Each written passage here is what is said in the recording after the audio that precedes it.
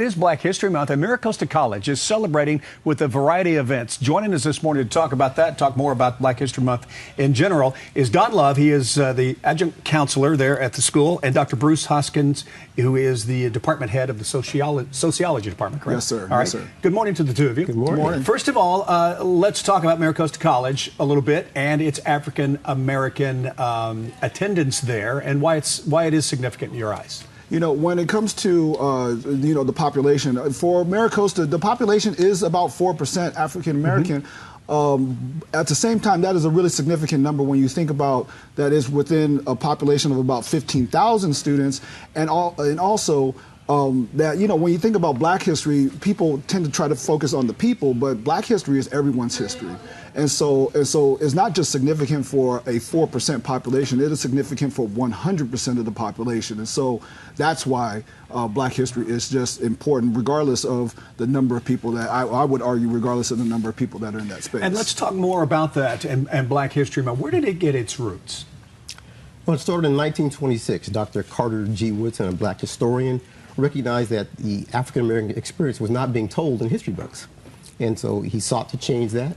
One of his main goals was to not only help instill pride by telling the story from a Black perspective, but also he felt that if white people understood true history and Black contributions to American life, that they too would lose some of the negative stereotypes that they felt about Black people at the time. So it's something for all of us to embrace, not any particular race. Absolutely. So let's talk about what MiraCosta is doing for that, for all 15,000 students there. You know, when we have an amazing series of events planned for Black History Month. We have a workshop series, a sociological series of workshops where we focus on topics that students bring up that we know that they want to talk about. The one that we just had on Tuesday was Who Killed Michael Brown, which actually is a play on, which is a play on an Asian American studies film called, documentary called Who Killed Vincent Chin, which looks at the social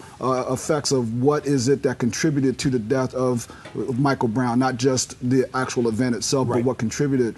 We also have tomorrow, the United Black Student Conference is our big, one of the entry or the big beginning events in our month, and it's student run, it's student centered. We just coordinate the ideas and the energy of the well, not quite, but we facilitate the vision of the students, and so and giving them real, honest leadership potential or leadership development in those spaces. You're a motivational force. Absolutely, absolutely. We can definitely own that. Yeah. Now you have 3 campuses, but this is what you're talking about mainly is on the Oceanside campus, correct? Oceanside Bernard campus. Oceanside Bernard, right? Okay.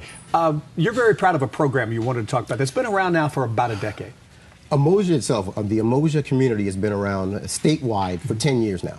MiraCosta has had the program for 3 years, and it really is designed to provide a lot of additional support and really focus on improving the academic outcomes for Black students. The majority of Black students that come to MiraCosta College, they state as their goal they want to transfer to 4-year institutions. Well, statistically speaking, we don't make that happen at anywhere near a successful rate.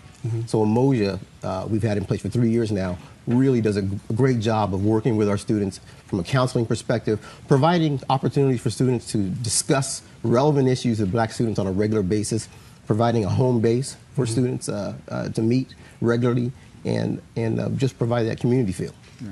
If people want to get more involved with what's going on this month that aren't on campus, what would you suggest they do? What's the best way to go about it? First, they can go to our MiraCosta website and look at our public calendar. They'll see all of our events. We'll put that on our website. And I definitely want to highlight our capstone event for the month of February. It's a Soul Fusion concert. It's a fundraiser, scholarship fundraiser for our Umoja program.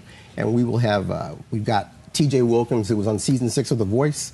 We've got our own frequency vocal jazz group, and we've got one of the best gospel choirs in San Diego performing. So it's a compilation of a lot of different musical styles. And when is that occurring? That's occurring February 28th. Okay. And from 4 to 7 p.m. Tickets are only $10, so it's a great value for a great event. we hope people will check out our site and come up. And it's being emceed by one of San Diego's finest spoken word poets. That's not me. That's Professor Anthony Blacksher. It's surely not me. Trust me when I tell you that. Professor Anthony Blacksher, he is absolutely amazing. He's going to be the MC and contributing spoken word poetry to the event. Also, it's going to be an incredible event. All right. Sounds like you need to get on the website and check out the entire month schedule, but we'll put it on KUSI.com as well. Fantastic. To help out there. Thank you very much, gentlemen. We appreciate it. Sounds great. Thank you.